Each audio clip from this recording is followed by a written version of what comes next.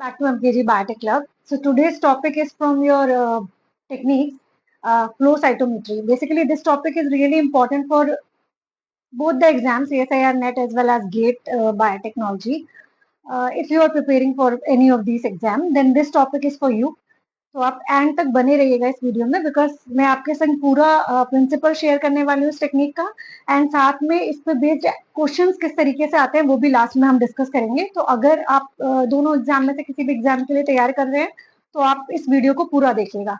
साथ में अगर आप चैनल पे न्यू है तो वीडियो को लाइक कर दीजिएगा, चैनल को सब्सक्राइब कर लीजिएगा। नेक्स्ट अब बात करते हैं फ्लो साइटोमेट्री। जितनी हमारी टेक्निक्स वाला पार्ट है उसी में से एक टॉपिक आपका ये फ्लो साइटोमेट्री जो कि इम्यूनोलॉजी से बेसिकली बिलोंग करता है। ठीक है, इम्यूनोलॉजी में जहाँ टेक्निक्स पढ़ते हैं आप वहां से ये टॉपिक मैंने लिया है आपका। बट ये topic exam point of view से बहुत इंपॉर्टेंट है।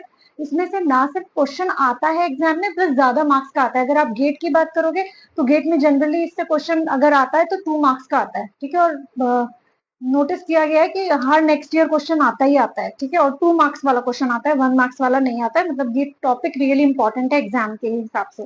ठीक है, एंड अगर हम बात करें सीएसआईआर जो है नेट की, तो सीएसआईआर नेट में भी अगेन ये 4 मार्क्स में से क्वेश्चन आता है इसका।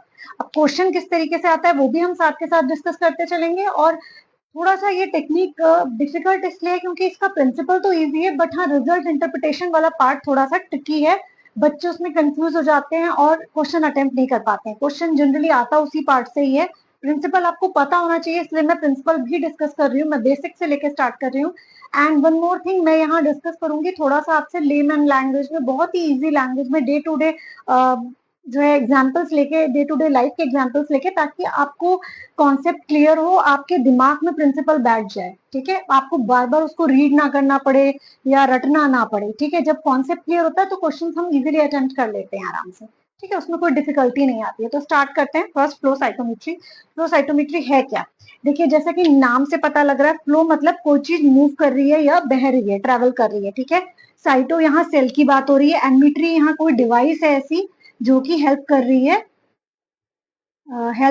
है इसको डिटेक्ट करने में। यानी सेल्स जो है फ्लो में मूव कर रहे हैं और उनके फ्लो को कोई ऐसी टेक्निक है जो कि डिटेक्ट कर रही है या हेल्प कर रही है पर्टिकुलर सेल को एनालाइज करने में। ठीक है, तो फ्लो साइटोमेट्री बेसिकली किस टाइप की टेक्निक है? ये क्वांटिटेटिव टेक्निक है। क्वांटिटेटिव मतलब हमें क्वांटिटी बताती है, कितना परसेंट प्रेजेंट है किसी पर्टिकुलर सैंपल में, किस टाइप का सेल। ठीक है, ये डिटेक्शन में बहुत ज्यादा यूज होती है।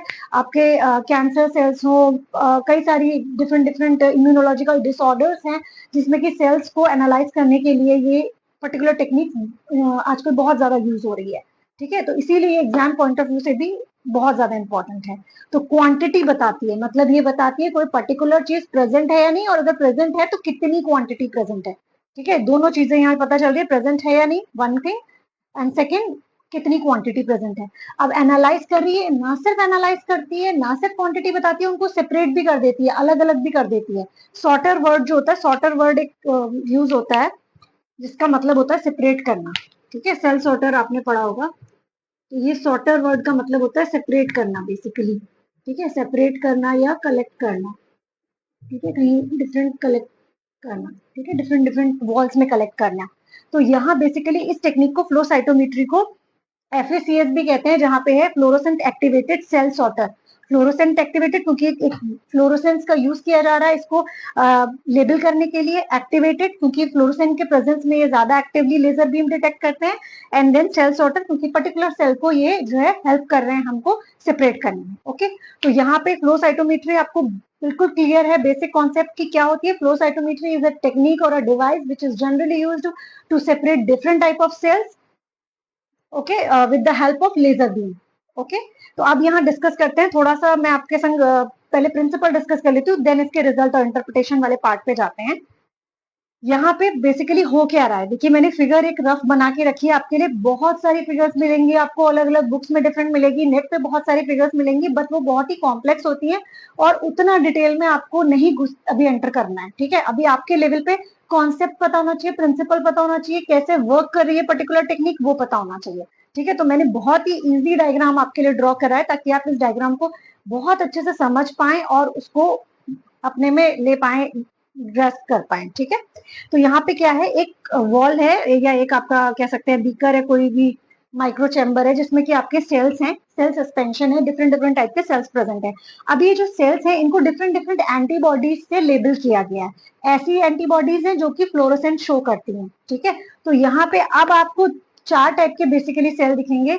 2 टाइप की एंटीबॉडीज का यूज किया गया है, एक ए एक बी, जहां पे दोनों एंटीबॉडीज प्रेजेंट हैं जिस सेल में। अच्छा, हम पहले भी डिस्कस कर चुके हैं, थोड़ा सा इसको साइड करके एक चीज और डिस्कस कर लेते हैं, एपिटोप के बारे में। मैंने आपको बताया था कि एंटीजन के सरफेस पे जो पार्ट प्रेजेंट होता है जिसको कि एंटीबॉडी डिटेक्ट करती है उसे एपिटोप कहते हैं। किसी पर्टिकुलर एंटीजन के सरफेस पे डिफरेंट एपिटोप हो सकते हैं। तो यहाँ इसी कॉन्सेप्ट को लेके आगे बढ़ रहे हैं कि सपोज ये आपका कोई सेल है, ठीक है, कोई एंटीजन है, इसके सरफेस पे 2 अलग अलग टाइप के एपिटोप हैं, ठीक है। तो आप देख सकते हो कि 2 डिफरेंट एंटीबॉडीज इसे डिटेक्ट कर सकती हैं। एक ऐसी भी डिटेक्ट कर सकती है जिसके सरफेस पे ये ट्रायंगुलर प्रेजेंट था, एक ऐसी भी डिटेक्ट कर सकती है जिसके सरफेस पे ये सर्कुलर जो है पैराटॉप प्रेजेंट था। तो यहाँ पे हमने देखा एक ही पर्टिकुलर एंटीजन को 2 डिफरेंट एंटीबॉडीज ने डिटेक्ट किया है। तो यहाँ पे हम इसी कॉन्सेप्ट को लेके चल रहे हैं कि एक सिंगल सेल को 2 एंटीबॉडीज, फ्लोरोसेंट एंटीबॉडीज उनसे लेबल कर सकती है, ठीक है। तो जहां पे दोनों लेबल है वहां पे ए प्लस बी प्लस का साइन हमने यूज किया है सिंबल रिप्रेजेंटेशन के लिए। जहां पे केवल एक है, अगर ए प्रेजेंट है तो ए प्लस और B minus, minus sign just absence को शो करने के लिए है, ठीक है। ऐसे ही अगर बी प्रेजेंट है, ए प्रेजेंट नहीं है, तो हमने बी पे प्लस का साइन लगा दिया, ए पे नेगेटिव साइन लगा दिया। And B minus A minus का मतलब कुछ भी नहीं है, मतलब ये कि कोई भी 2 जो हमने फ्लोरोसेंट करके लेबल करके 2 एंटीबॉडीज यूज की थी, उन दोनों में से कोई भी इसके एपिटोप को डिटेक्ट नहीं कर पाई। कुछ इस टाइप के भी सेल्स प्रेजेंट होंगे, ठीक है। अब यहाँ थोड़ा सा बात करते हैं डिजीज की। जैसे मैंने बात की, तो डिजीज सेल के एंटीजन कैसे होते हैं या सेल्स कैसे होते हैं हमें पता है। तो हमने उन्हीं के जो है रेफरेंस में एंटीबॉडीज ली हैं, क्योंकि एक पर्टिकुलर टेस्ट में यूज होती है, ठीक है, डायग्नोसिस में ज्यादातर यूज होती है टेक्निक। तो वो हमें पता है कि वो सेल किस टाइप के होते हैं, तो उन्हीं के रेफरेंस में हमने ये एंटीबॉडीज लिए, ए और बी नाम जिसको हमने दे दिया है। अलग अलग डिजीज में अलग अलग एंटीबॉडीज प्रेजेंट हो सकती हैं, ठीक है। बट यहाँ रिप्रेजेंटेशन के लिए ए और बी सिंबल्स का रिप्रेजेंटेशन किया गया है, ओके। अब थोड़ा सा प्रिंसिपल समझ लीजिए, टेक्निक वर्क कैसे करती है। बेसिकली होता क्या है, एक लेजर बीम होती है जो कि डिफ्लेक्ट होती है हर टाइम जब जब सेल उसमें से क्रॉस करता है। ये लेजर बीम है, ये दोनों साइड में प्रेजेंट है, बीच में से सेल ड्रॉप बाय ड्रॉप आ रहा है, नोजल यहाँ पे प्रेजेंट होता है, ठीक है। इस चैम्बर में से सेल इधर आया, ये जो हमारा चैम्बर था, यहाँ पे नोजल प्रेजेंट है ये, ठीक है। अब जैसे बात करें, अगर मैं आपसे कहूँ सिंपल लैंग्वेज में, एक हमारा टैप है, ठीक है। टैप जब हम ओपन करते हैं तो अगर हम ज्यादा नोजल को ज्यादा ओपन कर देते हैं तो बहुत ही ज्यादा फ्लो में वाटर ट्रेवल करता है, फ्लो करता है, ठीक है, मूव कर रहा है। थोड़ा सा टैप को टाइट कर दीजिए तो आप देखिए पतली सी धार निकलती है पानी की, ठीक है। और टाइट कर दीजिए तो अब आप देखेंगे ड्रॉप वाइज निकल रहा है, और कर दीजिए तो अब पानी निकलना ही बंद हो जाता है, जिसे हम कहते हैं कि हमने नल बंद कर दिया, अब पानी नहीं बह रहा है, ठीक है। तो ये सिंपल था, यही प्रिंसिपल यहाँ पे अप्लाई किया गया है। यहाँ पे एक नोजल प्रेजेंट है, ठीक है, ये नोजल है जिसकी हेल्प से नोजल को इतना टाइट कर दिया गया कि अब जो है जो भी हमारे सेल्स हैं वो ड्रॉप वाइज, यानी सिंगल सेल ट्रैवल कर रहा है, सिंगल सिंगल करके मूवमेंट हो रहा है। अब ये सिंगल सिंगल सेल जब आता है तो ये 2 लेजर प्रेजेंट हैं, इन दोनों के बीच में से आता है। जैसे इन दोनों के बीच में आता है तो वो जो लेजर बीम पास हो रही थी वो एकदम से रुकती है। अगर कोई भी चीज के बीच में कुछ आता है तो वो वहां पे क्या होता है, डिफ्लेक्शन होता है, उस बीम में कहीं कुछ ना कुछ डिफ्लेक्शन आता है। वो डिफ्लेक्शन ही कंप्यूटर स्क्रीन रिकॉर्ड कर लेती है और जिसके बेसिस पे हम अपना रिजल्ट एनालाइज करते हैं, ठीक है। तो बहुत ही सिंपल प्रिंसिपल है, समझ में आ गया कि लेजर बीम है वो डिफ्लेक्ट हो रही है हर टाइम जब जब सेल उसमें से क्रॉस कर रहा है, और एक फ्लोरोसेंट लाइट जो है इमिट कर रही है। ये लेजर बीम एक फ्लोरोसेंट लाइट क्यों इमिट कर रही है, क्योंकि फ्लोरोसेंट एंटीबॉडी से टैग किया हुआ है, हमने लेबल किया हुआ है अपने डिफरेंट सेल्स को, ठीक है। जहां पे नहीं लेबल होगी वहां पे नहीं लाइट शो करेगी, ठीक है। तो बेसिकली ये हमारा प्रिंसिपल था। अब यहाँ सॉर्टर का क्या काम हो रहा है, ये सेपरेट भी कर रहा था, मैंने आपको बताया ये ना सिर्फ एनालाइज कर रहा है साथ के साथ सेपरेट भी कर रहा है। तो इसने क्या किया, 4 बॉल्स में अलग अलग, यहाँ लेजर बीम ने डिटेक्ट किया, यहाँ पे एनालाइज हो गया कि ये किस टाइप का सेल है, अलग अलग चैम्बर में ये सेल्स हमारे सेपरेट होके कलेक्ट हो रहे हैं, ठीक है। फर्स्ट में दोनों लेबल आ गए, सेकंड में केवल ए प्लस, और हम यहाँ पे ये भी लिख सकते हैं बी माइनस, मतलब बी वाली एंटीबॉडी एब्सेंट है। ऐसे ही यहाँ बी प्लस लिखा है, यहाँ पे ए माइनस भी लिख सकते हैं साथ में कि ए वाला एब्सेंट है। और यहाँ ए माइनस बी माइनस का मतलब हो गया कि दोनों ही एब्सेंट है, दोनों में से कोई भी प्रेजेंट नहीं है, ठीक है। अब मोस्ट इंपॉर्टेंट पार्ट जो कि हमारा आता है इंटरप्रिटेशन का, जिसपे बेस्ड आपके एग्जाम में क्वेश्चन जनरली आते हैं, ठीक है। जो मैंने देखा है लास्ट 4 और 5 ईयर्स में जनरली क्वेश्चन केवल इतने पार्ट पे आते हैं, ठीक है। ये पार्ट आपको बहुत अच्छे से क्लियर होना चाहिए। आप देखो ग्राफ की बात करते हैं, ये एक आपके पास पिक्चर रिप्रेजेंटेशन है इस पर्टिकुलर प्रोसेस का, ठीक है, एक्सपेरिमेंट का। अब इसको अंडरस्टैंड कैसे करना है, कैसे हमें अच्छे से समझना है, ग्रास्प करना है कि हम इसे भूले नहीं। तो सबसे पहले देखो मैथ्स में सबने ग्राफ प्लॉट किए हैं, सिक्स क्लास से ग्राफ स्टार्ट हो जाते हैं, हर किसी को पता है कि जब हम ग्राफ प्लॉट करते हैं,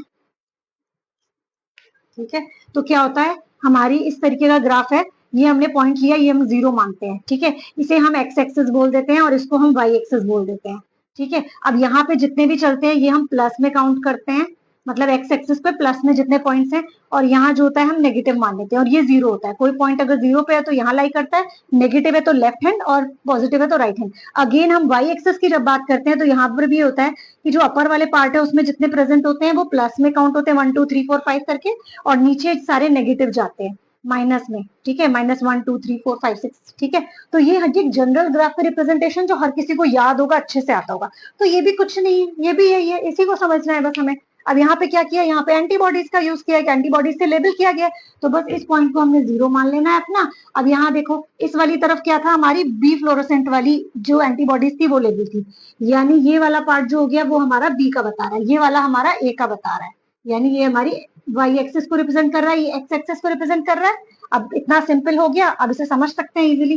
तो हमने इसको चैम्बर 1 2 3 और 4 क्वाड्रेंट्स पढ़े होंगे, जब ग्राफ प्लॉट करते होंगे ना तो आपको समझाने के लिए बताया गया होगा कि 4 क्वाड्रेंट बनते हैं, 1 2 3 एंड 4, ठीक है। तो इसमें फर्स्ट क्वाड्रेंट में आपका जो है वाई एक्सेस पॉजिटिव होता है, एक्स नेगेटिव होता है, सेकेंड क्वाड्रेंट में वाई और एक्स दोनों पॉजिटिव आ रहे हैं, सब कुछ वही है, बस यहाँ नाम बदल दिया, यहाँ एंटीबॉडीज रख दिया है, वहां पे एक्स वाई एक्सेस था, यहाँ पे एंटीबॉडीज हो गया।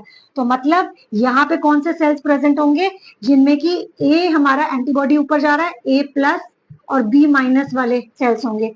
यहाँ पे कौन से प्रेजेंट होंगे, जिसमें दोनों में से कोई भी नहीं होंगे, क्योंकि हमने इसे अपना मिड पॉइंट माना है।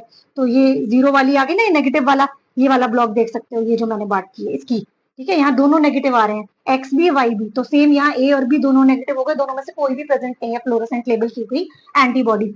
यहाँ बी वाली प्रेजेंट है, ठीक है, तो हमने बी प्लस कर दिया, लेकिन ए वाली नहीं प्रेजेंट है तो ए माइनस हो गया, ठीक है। एंड यहाँ पे हमारी जो है ए प्रेजेंट है लेकिन बी प्रेजेंट नहीं है, नहीं एक सेकेंड कुछ गड़बड़ हो गई, सॉरी, हाँ ये ठीक है, ठीक है। तो ये यहाँ पे दोनों माइनस हो गए, यहाँ ए प्रेजेंट है, यहाँ ए और बी दोनों प्रेजेंट है, और यहाँ पे ए प्रेजेंट है, बी प्रेजेंट नहीं है, ठीक है। बस सिंपल सी चीज है, इतना याद रखना है, कुछ भी याद मत रखो, ये याद रखो कि हमें बस एक ग्राफ प्लॉट करना है, उसमें क्वाड्रेंट ड्रॉ करो और आप अपने आप एनालाइज कर लोगे। अब हो सकता है एग्जाम में किस तरह से क्वेश्चन आते हैं, let's discuss this also.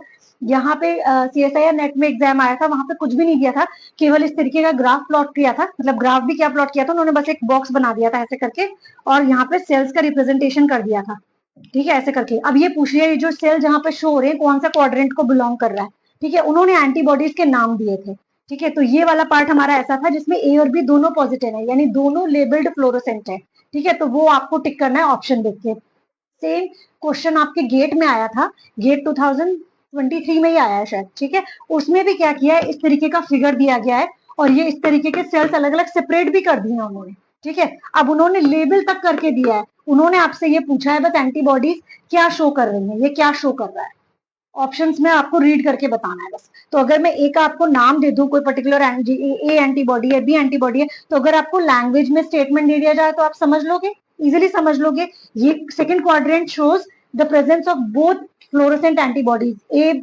Antibody A fluorescent as well as antibody B fluorescent labelled cells. बस इतना स्टेटमेंट लिखा है। अगर मैं सेकंड की बात करूं, क्वेश्चन में पूछूं कि ऐसा कौन सा क्वाड्रेंट है, which quadrant show both the type of fluorescent cell, ठीक है, या fluorescent cell which is labelled with both the type of antibodies, तो वो हो गया हमारा सेकंड क्वाड्रेंट जो कि बी को शो कर रहा है, ठीक है। बिल्कुल भी घबराना नहीं है, आपको अगर नहीं समझ में आ रहा है एक बार और आप वीडियो को देख सकते हो, दोबारा वॉच कर सकते हो, और अगेन कोई भी डिफिकल्टी है तो आप मुझे कमेंट कर सकते हो, ठीक है।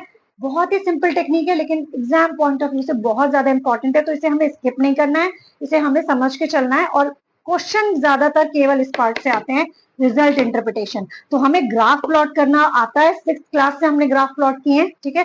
तो हमें पता है एक्स एक्सिस और वाई एक्सिस में कहाँ प्लस होता है, कहाँ माइनस होता है, बस सेम चीज यहाँ हमें एंटीबॉडीज में यूज करनी है, ठीक है। ए भी दिया है, हो सकता है क्वेश्चन में नाम दे दे, ठीक है, कोई एंटीबॉडीज ए का नाम दे दिया जाए, फिर दूसरी एंटीबॉडीज का नाम दिया जाए, तो जो पहला नाम दिया है उसको आप ए की तरह ट्रीट करना, जो दूसरा नाम दिया है उसे बी की तरह ट्रीट करना, ठीक है। तो इस तरीके से आप इजीली समझ सकते हो, अटेम्प्ट कर सकते हो। I hope I'll try and I'll explain you this flow cytometry completely. तो अगर आपको समझ में आया, टॉपिक अच्छे से क्लियर हुआ है, तो प्लीज वीडियो को लाइक करिए, चैनल को सब्सक्राइब करिए. Thank you.